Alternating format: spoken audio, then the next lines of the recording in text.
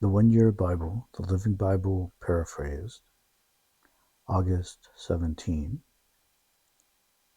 Nehemiah chapter 12, verses 27 through chapter 13, verse 31. During the dedication of the New Jerusalem wall, all the Levites throughout the land came to Jerusalem to assist in the ceremonies and to take part in the joyous occasion with their thanksgiving, cymbals, psalteries, and harps. The core members also came to Jerusalem from surrounding villages and from the villages of the Netophathites. They also came from Beth Gilgal and the area of Geba and Azmaveth, for the singers had built their own villages as suburbs of Jerusalem. The priests and Levites first dedicated themselves, then the people, the gates, and the wall. I led the Judean leaders to the top of the wall and divided them into 2 long lines to walk in opposite directions along the top of the wall, giving thanks as they went. The group which went to the right toward the Dung Gate consisted of half of the leaders of Judah, including Hoshaiah, Azariah, Ezra, Meshullam, Judah, Benjamin, Shemaiah, and Jeremiah.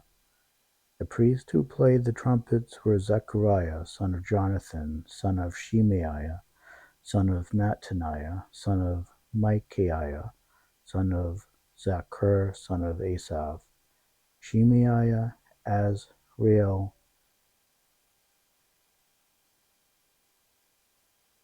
Mil-Eli, Gil-Eli, Maai, Nathaniel, Judah, and Hanani.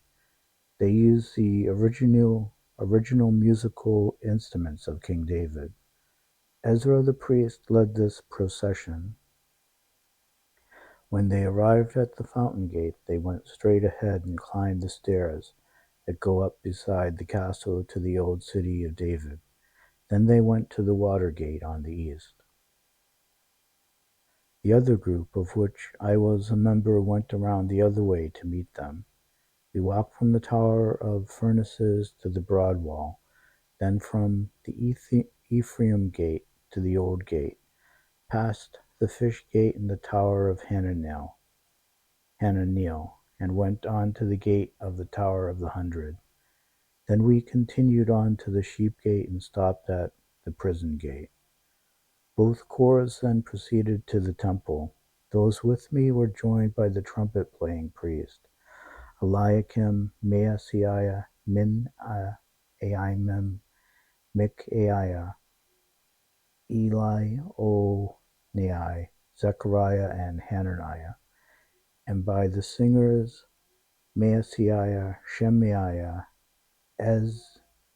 Eleazar, Uzai, Jehoiahan, Milchijah, Elam, and Ezer. They sang loudly and clearly under the direction of Jezahirah, the choir master. Many sacrifices were offered on that joyous day, for God had given us cause for great joy. The women and children rejoiced too, and the joy of the people of Jerusalem was heard far away. On that day men were appointed to be in charge of the treasuries, the wave offerings, the tithes, the first of the harvest offerings, and to collect these from the farms as decreed by the laws of Moses. These offerings were assigned to the priests and Levites, for the people of Judah appreciated the priests and Levites and their ministry. They also appreciated the work of the singers and gatekeepers who assisted them in worshiping God and performing the purification ceremonies as required by the laws of David and his son Solomon. It was in the days of David and Asaph that the custom began of having choir directors to lead the chorus in hymns of praise and thanks to God. So now, in the days of Zerubbabel and Nehemiah, the people brought a daily supply of food for the members of the choir, the gatekeepers, and the Levites. The Levites in turn gave a portion of what they received to the priest. On that same day as the laws of Moses were being read, the people found a statement which said that the Amorites and Moabites should never be permitted to worship at the temple, for they had not been friendly to the people of Israel. Instead, they had hired Balaam to curse them, although God turned the curse into a blessing. When this rule was read, all the foreigners were immediately expelled from the assembly. Before this had happened, Eliashib the priest, who had been appointed as custodian of the temple storerooms, and who was also a good friend of Tobiah, had converted a storage room into a beautiful guest room for Tobiah. The room had previously been used for storing the grain offerings, frankincense, bowls, and tithes of grain, new wine, and olive oil. Moses had decreed that these offerings belonged to the priests, Levites, the members of the corps, and the gatekeepers. I was not in Jerusalem at the time, for I had returned to Babylon in the 32nd year of the reign of King Artaxerxes, though I later received his permission to go back again to Jerusalem. When I arrived back in Jerusalem and learned of this evil deed of Eliashib, that he had prepared a guest room in the temple for Tobiah, I was very upset and threw out all of his belongings from the room. Then I demanded that the room be thoroughly cleaned, and I brought back the temple bowls, grain offerings, and the frankincense. I also learned that the Levites had not been given what was due them, so they and the corps singers, who were supposed to conduct the worship services, had returned to their farms. I immediately confronted the leaders and demanded, "Why has the temple been forsaken?" Then I called all the Levites back again and restored them to their proper duties. And once more all the people of Judah began bringing their tithes of their grain, new wine, olive oil to the temple treasuries. I put Shelemiah the priest, Zadok the scribe, and Pedaiah the Levite in charge of the administration of the storehouses, and I appointed Hanan of Zachor, son of Mattaniah, as their assistant. These men had an excellent reputation, and their job was to make an honest distribution to their fellow Levites.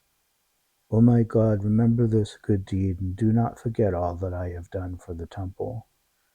One day I was on a farm and saw some men treading wine presses on the Sabbath, hauling in sheaves and loading their donkeys with wine, grapes, figs, and all sorts of produce, which they took that day into Jerusalem. So I opposed them publicly. There were also some men from Tyre bringing in fish and all sorts of wares and selling them on the Sabbath to the people of Jerusalem.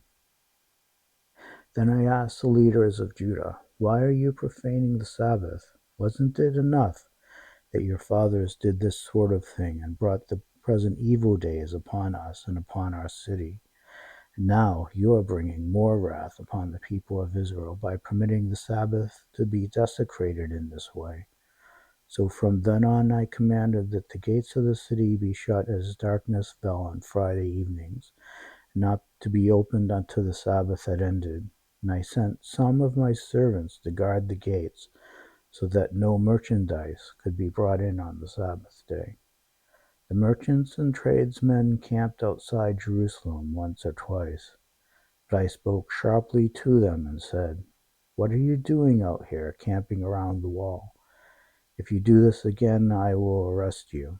And that was the last time they came on the Sabbath. Then I commanded the Levites to purify themselves and to guard the gates, in order to preserve the sanctuary of the Sabbath. Remember this good deed, O my God. Have compassion upon me in accordance with your great goodness. About the same time I realized that some of the Jews had married women from Ashdod, Ammon, and Moab, and that many of their children spoke in the language of Ashdod and couldn't speak the language of Judah at all. So I confronted these parents and cursed them and punched a few of them and knocked them around and pulled out their hair, and they vowed before God that they would not let their children intermarry with non-Jews. Wasn't this exactly King Solomon's problem? I demanded. There was no king who could compare with him, and God loved him and made him the king over all Israel. But even so, he was led into idolatry by foreign women. Do you think that we will let you get away with this sinful deed? One of the sons of Jehoiada, the son of Elisha, the high priest, was son-in-law of Sanballat the Horonite, so I chased him out of the temple. Remember them, O my God, for they have defiled the priesthood and the promises and the vows of the priests and Levites. So I purged out all the foreigners and assigned tasks to the priests and Levites, making certain that each knew his work.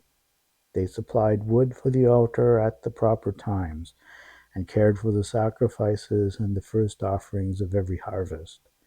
Remember me, my God, with your loving kindness.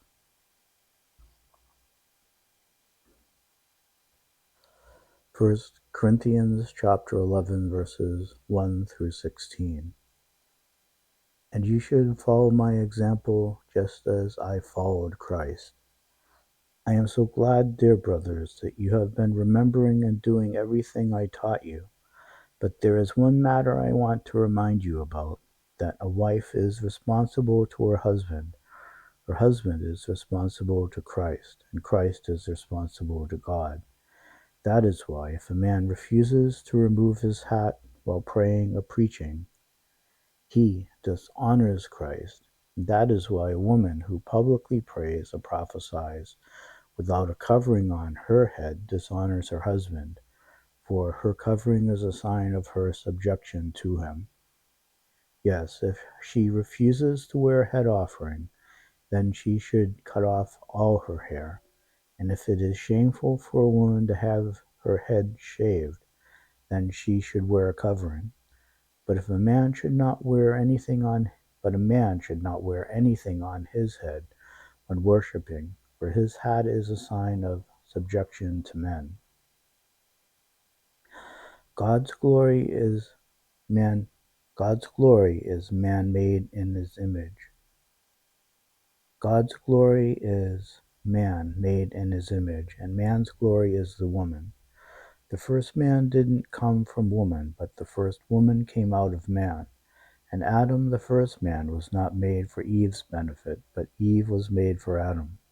So a woman should wear a covering on her head as a sign that she is under man's authority, a fact for all the angels to notice and rejoice in. But remember that in God's plan, men and women need each other. For although the first woman came out of man, all men have been born of woman ever since, and both men and women come from God, their Creator. What do you yourselves really think about this? Is it right for a woman to pray in public without covering her head? Doesn't even instinct itself teach us that women's heads should be covered? For women are proud of their long hair, while a man with long hair tends to be ashamed. But if anyone wants to argue about this, all I can say is that we never teach anything else than this, that a woman should wear a covering when prophesying or praying publicly in the church, and all the churches feel the same way about it. Psalm 35, verses 1 through 16.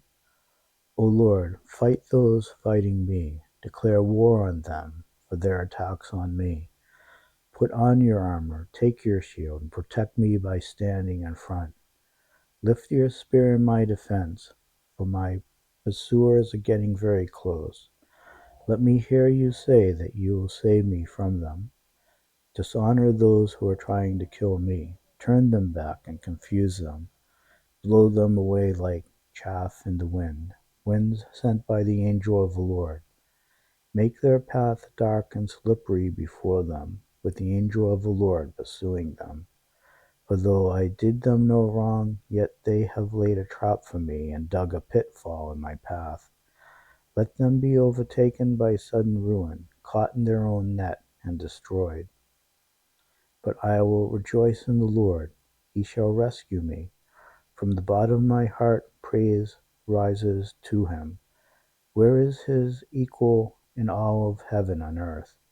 Who else protects the weak and helpless from the strong, and the poor and needy from those who would rob them? These evil men swear to a lie. They accuse me of things I have never even heard about. I do them good, but they return me harm. I am sinking down to death. When they were ill, I mourned before the Lord in sackcloth, asking him to make them well. I refused to eat. I prayed for them with utmost earnestness, but God did not listen. I went about sadly, as though it were my mother, friend, or brother who was sick and nearing death. But now that I am in trouble, they are glad. They come together in meetings filled with slander against me. I didn't even know some of those who were there, for they gather with the worthless fellows of the town and spend their time cursing me. Proverbs chapter 21, verses 17 and 18. A man who loves pleasure becomes poor. Wine and luxury are not the way to riches. The wicked will finally lose. The righteous will finally win.